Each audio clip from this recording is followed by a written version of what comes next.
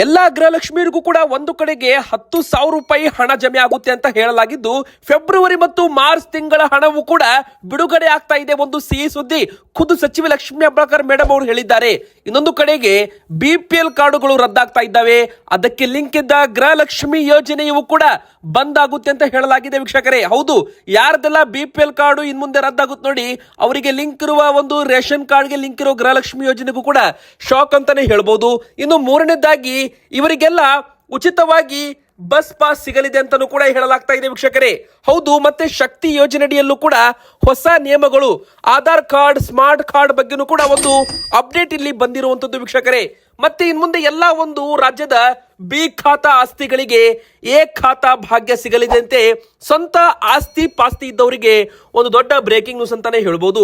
ಅದೇ ತರ ವೀಕ್ಷಕರೇ, ನಮ್ಮ ಕರ್ನಾಟಕದಲ್ಲಿ ಮತ್ತೆ ದಿಢೀರನೆ ತಾಪಮಾನ ಕುಸಿತವಾಗಿದ್ದು, ಮತ್ತೆ 4 ದಿನದವರೆಗೂ ಕರ್ನಾಟಕದ ಈ 13 ಜಿಲ್ಲೆಗಳಲ್ಲಿ ಭಾರಿ ಚಳಿ ಉಂಟಾಗಲಿದೆ. ಮೈ ನಡುಗುವಂತ ಚಳಿ ಅಂತಾನೆ ಹೇಳ್ಬಹುದು. ವೀಕ್ಷಕರೇ, ನಿಮ್ಮ ಊರಲ್ಲೂ ಮತ್ತೆ ಚಳಿ ಶುರುವಾಗಿದ್ರೆ ಬೇಗನೆ ಕಮೆಂಟ್ ಅಲ್ಲಿ ತಿಳಿಸಿ. ಇನ್ನು ಮತ್ತೆ ನಿಮ್ಮ ಮನೆಗೆ ಶಿಕ್ಷಕರು, ಅಧಿಕಾರಿಗಳು ಬರಲಿದ್ದಾರೆ. ಹೌದು ವೀಕ್ಷಕರೇ, ಜನಗಣತಿ 2027 ಈಗ ಪೂರ್ವಭಾವಿಯಾಗಿ ಶುರುವಾಗ್ತಾ ಇದೆ. ಕೇಂದ್ರ ಸರ್ಕಾರದ ಜನಗಣತಿ ಪ್ರಾರಂಭವಾಗ್ತಾ ಇದೆ. ಹೌದು, ನಮ್ಮ ಕರ್ನಾಟಕದಲ್ಲಿ ಯಾವ ತರ ಸಾಮಾಜಿಕ ಸಮೀಕ್ಷೆ ಮಾಡಿದ್ರು ನೋಡಿ, ಅದೇ ತರ ಈಗ ಕೇಂದ್ರ ಸರ್ಕಾರವು ಕೂಡ ಮಾಡಲಿದೆ ಅಂತ. ವೀಕ್ಷಕರೇ, ವಿಡಿಯೋನ ಪೂರ್ತಿಯಾಗಿ ನೋಡ್ತಾ ಇರಿ, ಅದಕ್ಕಂದ್ರೆ ತುಂಬಾ ಇಂಪಾರ್ಟೆಂಟ್ ವಿಡಿಯೋ ಆಗಿದೆ.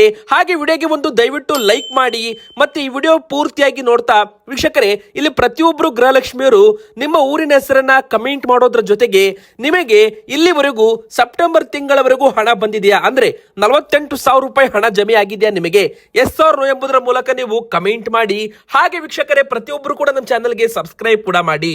ಸದ್ಯಕ್ಕೆ ಬಂದಿರೋ ಒಂದು ಬಿಗ್ ಅಪ್ಡೇಟ್ ಏನಪ್ಪಾ ಅಂದ್ರೆ, ಫೆಬ್ರವರಿ ಮತ್ತು ಮಾರ್ಚ್ ತಿಂಗಳ 4,000 ರೂಪಾಯಿ ಹಣದ ಬಗ್ಗೆ, ಹಾಗೂ ಬಾಕಿ ಇರುವ 3 ಕಂತು, ಅಂದ್ರೆ ಇಲ್ಲಿವರೆಗೂ ಸೆಪ್ಟೆಂಬರ್ ತಿಂಗಳವರೆಗೂ ಹಣವನ್ನ ಹಾಕಲಾಗಿದ್ದು, ಅಕ್ಟೋಬರ್, ನವೆಂಬರ್, ಡಿಸೆಂಬರ್ ಈ 3 ತಿಂಗಳ ಹಣ ಯಾವಾಗ ನಿಮ್ಮ ಅಕೌಂಟ್ಗೆ ಬರುತ್ತೆ, ಹಾಗೂ ಮುಖ್ಯವಾಗಿ ಈ ಒಂದು 2025 ಹೋದ ವರ್ಷದ ಫೆಬ್ರವರಿ ಮತ್ತು ಮಾರ್ಚ್ ತಿಂಗಳ ಹಣ ಸರ್ಕಾರ ಕೆಲವೊಬ್ಬರ ಅಕೌಂಟ್ಗೆ ಹಾಕಿಲ್ಲಲ್ಲ, ಅವರಿಗೆ ಜಮೆ ಆಗೋ ಬಗ್ಗೆ ಖುದ್ದು ಸಚಿವೆ ಲಕ್ಷ್ಮೀ ಹೆಬ್ಬಾಳ್ಕರ್ ಮೇಡಮ್ ಅವರು ಸ್ಪಷ್ಟನೆಯನ್ನ ಕೊಟ್ಟಿದ್ದಾರೆ. ಒಂದು ಅಪ್ಡೇಟ್ ಅನ್ನ ಇಲ್ಲಿ ಕೊಟ್ಟಿದ್ದಾರೆ. ವೀಕ್ಷಕರೇ, ಹೌದು, ಇಲ್ಲಿವರೆಗೂ ನಿಮಗೆ ಗೊತ್ತಿರೋ ಹಾಗೆ ಸೆಪ್ಟೆಂಬರ್ ತಿಂಗಳವರೆಗೂ ಹಣವನ್ನ ಹಾಕಲಾಗಿದ್ದು, 24 ಕಂತು ಹಣ ಕಂಪ್ಲೀಟ್ ಆಗಿದೆ.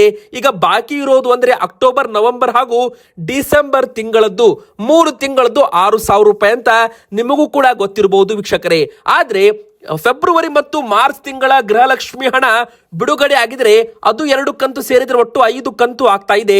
10,000 ರೂಪಾಯಿ ಹಣ ಅಂತಾನೂ ಕೂಡ ಇಲ್ಲಿ ಹೇಳಲಾಗ್ತಾ ಇದೆ. ಈಗ ಹಣಕಾಸು ಇಲಾಖೆಯವರು ಅನುಮತಿ ನೀಡಿದ ತಕ್ಷಣವೇ 2025 ಫೆಬ್ರವರಿ ಮತ್ತು ಮಾರ್ಚ್ ತಿಂಗಳ ಗೃಹಲಕ್ಷ್ಮಿ ಯೋಜನೆ ಹಣವನ್ನ ಫಲಾನುಭವಿಗಳ ಖಾತೆಗೆ ಜಮೆ ಮಾಡ್ತೀವಿ ಅಂತ ಮಹಿಳಾ ಮತ್ತು ಮಕ್ಕಳ ಅಭಿವೃದ್ಧಿ ಸಚಿವರಾದ ಲಕ್ಷ್ಮೀ ಹೆಬ್ಬಾಳ್ಕರ್ ಮೇಡಮ್ ಅವರು ಸ್ಪಷ್ಟನೆ ಕೊಟ್ಟಿದ್ದಾರೆ. ಹೌದು, ಸಚಿವ ಸಂಪುಟ ಸಭೆ ಮುಗಿದ ಬಳಿಕ 2 ತಿಂಗಳ ಗೃಹಲಕ್ಷ್ಮಿ 4,000 ರೂಪಾಯಿ ಹಣ ಬಿಡುಗಡೆ ಕುರಿತಂತೆ ಈಗಾಗಲೇ ಮುಖ್ಯಮಂತ್ರಿಗಳು ಕೂಡ ಸಭೆಯನ್ನ ಮಾಡಿ ಸದನದಲ್ಲಿ ಉತ್ತರ ಕೊಟ್ಟಿದ್ದಾರೆ. ಆದಷ್ಟು ಬೇಗನೆ ಈ ಒಂದು ಹಣವನ್ನು ಕೂಡ ಗೃಹಲಕ್ಷ್ಮಿಯರ ಅಕೌಂಟ್ಗೆ ಜಮೆ ಮಾಡಲಾಗುತ್ತೆ. ಈಗ ಹಣಕಾಸು ಇಲಾಖೆಯವರು ಅನುಮತಿ ನೀಡಲಿದ್ದಾರೆ. ಅನುಮತಿ ನೀಡಿದ ಮರುದಿನವೇ ಗೃಹಲಕ್ಷ್ಮಿಯರ ಅಕೌಂಟ್ಗೆ 2 ತಿಂಗಳ 4,000 ರೂಪಾಯಿ ಹಣವನ್ನ ಜಮೆ ಮಾಡ್ತೀವಿ ಅಂತ ಒಂದು ಸಿಹಿ ಸುದ್ದಿಯನ್ನ ಕೊಟ್ಟಿದ್ದಾರೆ. ವೀಕ್ಷಕರೇ, ಆದ್ರೆ ಒಂದು ಶಾಕಿಂಗ್ ಸುದ್ದಿ ಕೂಡ ಇಲ್ಲಿ ಕೊಟ್ಟಿದ್ದಾರೆ. ಹೌದು, ನಮ್ಮ ರಾಜ್ಯದಲ್ಲಿ BPL ಕಾರ್ಡುಗಳು ಪರಿಶೀಲನೆಗೆ ಒಳಪಡಿಸಿ ಅಕ್ರಮ ಪಡಿತರ ಕಾರ್ಡುಗಳನ್ನು ರದ್ದು ಮಾಡಲಾಗಿದ್ದು, ಇದರಿಂದ ಅಕ್ರಮವಾಗಿ ಪಡೆದಿರುವ BPL ಕಾರ್ಡುಗಳು ಕೂಡ ಬಂದ್ ಆಗ್ತಾ ಇದೆ. ಅದಕ್ಕೆ ಲಿಂಕ್ ಇದ್ದ ಗೃಹಲಕ್ಷ್ಮಿ ಹಣ ಪಡೆಯುತ್ತಿದ್ದವರಿಗೂ ಕೂಡ ಹಣವನ್ನ ಕೊಡೋದನ್ನ ಸ್ಥಗಿತ ಮಾಡಲಾಗ್ತಾ ಇದೆ ಅಂತ. ವೀಕ್ಷಕರೇ, ಹೌದು, ಮಾಧ್ಯಮಗಳ ಜೊತೆಗೆ ಸ್ಪಷ್ಟನೆ ಕೊಟ್ಟಿದ್ದಾರೆ. BPL, APL ಹಾಗೂ ಅಂತ್ಯೋದಯ ಕಾರ್ಡುದಾರರಿಗೆ ಈ ಹಿಂದೆ ಗೃಹಲಕ್ಷ್ಮಿ ಹಣ ನೀಡಲಾಗ್ತಾ ಇತ್ತು. ಆದ್ರೆ ಇದೀಗ ತೆರಿಗೆ ಕಟ್ಟುವವರ BPL ಕಾರ್ಡು ರದ್ದು ಮಾಡಲಾಗ್ತಾ ಇದೆ. ಇದೀಗ ಅಂತವರ ಮಾತ್ರ ಗೃಹಲಕ್ಷ್ಮಿ ಹಣವು ಕೂಡ ಸ್ಥಗಿತ ಆಗುತ್ತೆ ಅಂತ ಹೇಳಲಾಗಿದೆ. ಅಂದ್ರೆ ಇದರ ಅರ್ಥ ವೀಕ್ಷಕರೇ, ಈಗ ಯಾರ್ದೆಲ್ಲ BPL ಕಾರ್ಡು APL ಕಾರ್ಡ್ ವರ್ಗಾವಣೆ ಆಗಿದೆ ನೋಡಿ, ಯಾರ್ದೆಲ್ಲ BPL ಕಾರ್ಡು ರದ್ದಾಗಿದೆ ನೋಡಿ, ಅದಕ್ಕೆ ಲಿಂಕ್ ಇರುವ ಕಾರಣ ಕೇಳಿದಾಗ ಅವರು ತೆರಿಗೆ ಪಾವತಿದಾರರಾಗಿದ್ದಾರೆ. BPL ಕಾರ್ಡ್ ಅಲ್ಲಿ ಯಜಮಾನರು ಸರ್ಕಾರಕ್ಕೆ ತೆರಿಗೆ ಪಾವತಿ, GST ಅಕೌಂಟ್ಸ್ ಮಾಡ್ತಾ ಇದ್ರೆ, ರಿಟರ್ನ್ಸ್ ಮಾಡ್ತಾ ಇದ್ರೆ, ಅಂತವರ ಕಾರ್ಡು ಕೂಡ ಇಲ್ಲಿ ರದ್ದಾಗಿದೆ. ಅದಕ್ಕೆ ಲಿಂಕ್ ಇದ್ದ ಗೃಹಲಕ್ಷ್ಮಿ ಯೋಜನೆ ಹಣವು ಕೂಡ ಬಂದ್ ಆಗುತ್ತಂತೆ. ಇನ್ನು ಮುಖ್ಯವಾಗಿ ವೀಕ್ಷಕರೇ, ಒಂದು ಇಂದಿರಾ ಕಿಟ್ ಅನ್ನ ಜನವರಿ ತಿಂಗಳಲ್ಲಿ ವಿತರಣೆ ಮಾಡಬೇಕಾಗಿತ್ತು, ಆದ್ರೆ ಅದು ಕೂಡ ಲೇಟ್ ಆಗಿದೆ ಎಂಬುದಕ್ಕೆ ಒಂದು ಶಾಕಿಂಗ್ ನ್ಯೂಸ್ ಅಂತ ಹೇಳ್ಬೋದು.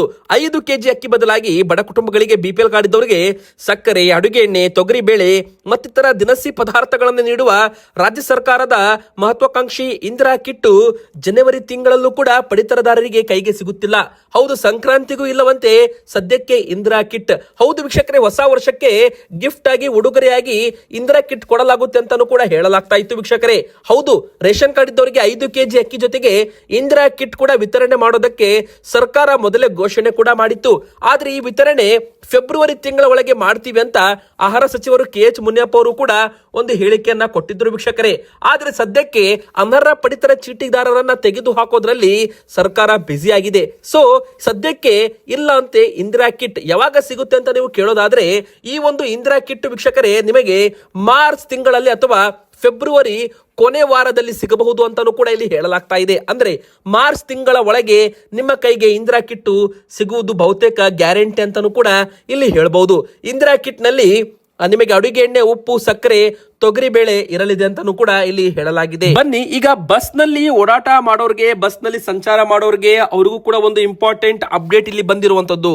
ವೀಕ್ಷಕರೇ, ಈಗಾಗಲೇ ನಿಮಗೆ ಗೊತ್ತಿರೋ ಹಾಗೆ ಮಹಿಳೆಯರಿಗೆ ನಮ್ಮ ಕರ್ನಾಟಕದಲ್ಲಿ ಆಧಾರ್ ಕಾರ್ಡ್ ತೋರಿಸಿ ಬಸ್ ನಲ್ಲಿ ಉಚಿತವಾಗಿ ಅವರು ಪ್ರಯಾಣ ಮಾಡ್ತಾರೆ. ಆದ್ರೆ ವೀಕ್ಷಕರೇ, ಈ ಒಂದು ಯೋಜನೆ ದುರ್ಬಳಕೆ ಆಗ್ತಾ ಇದೆ ಅಂತ ಇದಕ್ಕೆ ಸ್ಮಾರ್ಟ್ ಕಾರ್ಡ್ ವಿತರಣೆ ಮಾಡಬೇಕು ಅಂತ ಇಲಾಖೆಯವರು ಈಗಾಗಲೇ ಸರ್ಕಾರಕ್ಕೆ ಒಂದು ಮಾಹಿತಿಯನ್ನ ರವಾನೆ ಮಾಡಿದ್ದಾರೆ. ಸದ್ಯಕ್ಕೆ ಬಂದಿರೋ ಅಪ್ಡೇಟ್ ಪ್ರಕಾರ ನೋಡ್ತಾ ಹೋಗೋದಾದ್ರೆ, ಮಹಿಳೆಯರಿಗೆ ಮುಂದಿನ ಬರುವ ಸಚಿವ ಸಂಪುಟ ಸಭೆಯಲ್ಲಿ ಸ್ಮಾರ್ಟ್ ಕಾರ್ಡ್ ಕಡ್ಡಾಯ ಮಾಡಿದರೆ ಮಹಿಳೆಯರು ಕರ್ನಾಟಕದಲ್ಲಿ ಪ್ರತಿಯೊಬ್ಬರು ಕೂಡ ಸ್ಮಾರ್ಟ್ ಕಾರ್ಡ್ ಪಡೆದುಕೊಂಡೇ ಬಸ್ ನಲ್ಲಿ ಉಚಿತವಾಗಿ ಪ್ರಯಾಣ ಮಾಡಬೇಕಾಗಿ ಬರಬಹುದು. ಯಾರು ಸ್ಮಾರ್ಟ್ ಕಾರ್ಡ್ ಪಡೆಯಲ್ಲ ಅವರಿಗೆ ಉಚಿತ ಪ್ರಯಾಣ ಇರಲ್ಲ ಅಂತಾನೆ ಇಲ್ಲಿ ಹೇಳ್ಬಹುದು ವೀಕ್ಷಕರೇ. ಆದ್ರೆ ಇಲ್ಲಿ ಮುಖ್ಯವಾಗಿ ಒಂದು ಅಪ್ಡೇಟ್ ಏನಂದ್ರೆ, ಸದ್ಯಕ್ಕೆ ಇದು ಇನ್ನೂ ಕೂಡ ಅಧಿಕೃತವಾಗಿ ಘೋಷಣೆ ಆಗಿಲ್ಲ. ಹೌದು, ಸದ್ಯಕ್ಕೆ ಅಧಿಕೃತವಾಗಿ ಸ್ಮಾರ್ಟ್ ಕಾರ್ಡ್ ಘೋಷಣೆ ಆದರೆ ಅವಾಗ ಮಾತ್ರ, ಕಡ್ಡಾಯವಾಗಿ ಘೋಷಣೆ ಆದರೆ ಮಾತ್ರ ಪಡೆದುಕೊಳ್ಬೇಕು. ಸದ್ಯಕ್ಕೆ ನೀವು ಆಧಾರ್ ಕಾರ್ಡ್ ತೋರಿಸಿ ಪ್ರಯಾಣ ಮಾಡಬಹುದು, ಯಾವುದು ಕೂಡ ತೊಂದರೆ ಇಲ್ಲ. ಆದ್ರೆ ಮುಂದಿನ ಬರೋ ದಿನಗಳಲ್ಲಿ ಇದರಲ್ಲಿ ಕೆಲವು ನಿಯಮಗಳು ಬರಬಹುದು ಅಂತ ಇಲ್ಲಿ ಹೇಳಲಾಗಿದೆ. ಆದ್ರೆ ವೀಕ್ಷಕರೇ, ಇಲ್ಲಿ ಯಾರಿಗೆಲ್ಲ ಪಾಸ್ ಗಳನ್ನ ವಿತರಣೆ ಮಾಡಲಾಗ್ತಾ ಇದೆ? ಹೌದು, ಉಚಿತ ಬಸ್ ಪಾಸ್ ಸೌಲಭ್ಯವು ಕೂಡ ಕೆಲವೊಬ್ಬರು ಪಡ್ಕೋಬಹುದು ಕರ್ನಾಟಕದಲ್ಲಿ. ಯಾರೆಲ್ಲ ಪಡ್ಕೋಬಹುದು ಅಂದ್ರೆ, ನಮ್ಮ ಕರ್ನಾಟಕದಲ್ಲಿ ಅಂತೂ ಶಕ್ತಿ ಯೋಜನೆಯಲ್ಲಿ ಮಹಿಳೆಯರಿಗಂತೂ ಫ್ರೀ ಇದೆ. ಸರ್ಕಾರಿ ಶಾಲಾ ವಿದ್ಯಾರ್ಥಿಗಳು ಕೂಡ ಉಚಿತವಾಗಿ ಬಸ್ ಪಾಸ್ ಅನ್ನ ಪಡೆದುಕೊಳ್ಳಬಹುದು. ಇನ್ನು ದೃಷ್ಟಿ ವಿಕಲಚೇತನರು ಕೂಡ ಉಚಿತವಾಗಿ ಬಸ್ ಪಾಸ್ ಪಡೆದುಕೊಳ್ಳಬಹುದು. ಮತ್ತು ಗ್ರಾಮೀಣ ಪತ್ರಕರ್ತರಿಗೆ ಉಚಿತ ಬಸ್ ಪಾಸ್ ಸೌಲಭ್ಯವಿದೆ. ಆದರೆ ಇದು ಶಕ್ತಿ ಯೋಜನೆ ವ್ಯಾಪ್ತಿ ಇಲ್ಲದ ವಿಶೇಷ ವರ್ಗದವರಿಗೆ ಸೀಮಿತವಾಗಿದ್ದು, ಮಹಿಳೆಯರಿಗೆ ಶಕ್ತಿ ಯೋಜನೆಯಡಿಯಲ್ಲಿ ಆಧಾರ್ ಕಾರ್ಡ್ ಅಥವಾ ಸ್ಮಾರ್ಟ್ ಕಾರ್ಡ್ ಬಳಸಿ KSRTC, BMTC ಒಂದು ಎಲ್ಲ 4 ನಿಗಮಗಳಲ್ಲಿ ಉಚಿತವಾಗಿ ಪ್ರಯಾಣ ಮಾಡೋದಕ್ಕೆ ಅವಕಾಶ ಇರುವಂತದ್ದು. ವಿದ್ಯಾರ್ಥಿಗಳು ಸೇವಾ ಸಿಂಧು ಮೂಲಕ ಅರ್ಜಿ ಸಲ್ಲಿಸಿ ಪಾಸ್ ಗಳನ್ನ ಪಡ್ಕೋಬಹುದು ಅಂತ ಹೇಳಲಾಗಿದೆ. ಅಂಗವಿಕಲರಿಗೆ ಮತ್ತು ಅಂಧರಿಗೂ ಕೂಡ ಉಚಿತ ಬಸ್ ಪಾಸ್ ಸೌಲಭ್ಯ ಕೊಡೋದಕ್ಕೆ ಸರ್ಕಾರ ತೀರ್ಮಾನ ಮಾಡಿದೆ. ಇನ್ನು ಸ್ವತಂತ್ರ ಯೋಧರ ವಿಧೇಯರ ಉಚಿತ ಬಸ್ ಪಾಸ್ ವಿತರಣೆ ಮಾಡಲು ಕೂಡ ಇಲ್ಲಿ ತೀರ್ಮಾನವನ್ನ ಮಾಡಲಾಗಿದೆ ವೀಕ್ಷಕರೇ. ಹಿರಿಯ ನಾಗರಿಕರಿಗೆ ರಿಯಾಯಿತಿ ಪ್ರಯಾಣ ಅಂದ್ರೆ ಕೆಲವೊಂದು ಡಿಸ್ಕೌಂಟ್ ಕೂಡ ಸಿಗಲಿದೆ ಅಂತ ಹೇಳಬಹುದು. ಇನ್ನು ಕರ್ನಾಟಕದಲ್ಲಿ ದಿಢೀರನೆ ವಾಯುಮಾನ ಹವಾಮಾನ ವಿಪರೀತದಿಂದ ಜಿಲ್ಲೆಗಳಿಗೆ ಅಲರ್ಟ್ ಅನ್ನ ಕೊಡಲಾಗಿದೆ. ನಮ್ಮ ರಾಜ್ಯದಲ್ಲಿ ವಿವಿಧೆಡೆ ತಾಪಮಾನ ಕುಸಿತವಾಗಿರೋದ್ರಿಂದ ಚಳಿಯ ಪ್ರಮಾಣವೂ ಕೂಡ ಜಾಸ್ತಿ ಆಗ್ತಾ ಇದೆ. ಮುಂದಿನ 7 ದಿನಗಳ ಕಾಲ ರಾಜ್ಯಾದ್ಯಂತ ಶೀತ ಗಾಳಿ ಬೀಸಲಿದೆ ಅಂತಾನೂ ಕೂಡ ಇಲ್ಲಿ ಹೇಳಲಾಗಿದೆ ವೀಕ್ಷಕರೇ. ಮುಂಜಾನೆ ಮತ್ತು ಸಂಜೆ ಹೊತ್ತಿನಲ್ಲಿ ಅಲ್ಲಲ್ಲಿ ಮಂಜಿನ ವಾತಾವರಣ ಇರುವ ಸಾಧ್ಯತೆ ಇದೆ. ಉತ್ತರ ಒಳನಾಡು ಜಿಲ್ಲೆಗಳಲ್ಲೂ ಕೂಡ ತಾಪಮಾನ 2 ರಿಂದ 3 ಡಿಗ್ರಿ ಸೆಲ್ಸಿಯಸ್ ಕಡಿಮೆ ಆಗಲಿದೆ ಅಂತ ಹವಾಮಾನ ಇಲಾಖೆ ಹೇಳಿದೆ ವೀಕ್ಷಕರೇ. ಮುಂದಿನ 7 ದಿನಗಳ ಕಾಲ ಈ ಜಿಲ್ಲೆಗಳಲ್ಲಿ ಅಲರ್ಟ್ ಅಂತಾನೂ ಕೂಡ ಹೇಳಬಹುದು. ಮೈ ಕೊರಿಯುವಂತ ಚಳಿ ಅಂತ ಹೇಳಲಾಗಿದೆ. ನಿಮ್ಮ ಊರಲ್ಲೂ ಕೂಡ ಈಗಾಗಲೇ ಚಳಿ ಪ್ರಮಾಣ ಶುರು ಆಗಿದ್ರೆ ಬೇಗನೆ ಕಮೆಂಟ್ ಅಲ್ಲಿ ಎಸ್ ಅಂತ ಕಮೆಂಟ್ ಮಾಡ್ತಾ ನಿಮ್ಮ ಊರಿನ ಹೆಸರನ್ನ ಕಮೆಂಟ್ ಮಾಡಿ. ಯಾವೆಲ್ಲ ಜಿಲ್ಲೆಗಳಿಗೆ ಅಲರ್ಟ್ ಕೊಡಲಾಗಿದೆ ಅಂದ್ರೆ, ಬೀದರ್ ಹಾಗೂ ಕಲಬುರಗಿ, ವಿಜಯಪುರ, ಬಾಗಲಕೋಟೆ, ಬೆಳಗಾವಿ, ಧಾರವಾಡ ಹಾಗೂ ಗದಗ ಜಿಲ್ಲೆಗಳಲ್ಲಿ ಶೀತ ಗಾಳಿ ಕೋಲ್ಡ್ ವೇವ್ ಬೀಸಲಿದೆ ಅಂತ ಹವಾಮಾನ ಇಲಾಖೆ ಹೇಳಿದೆ.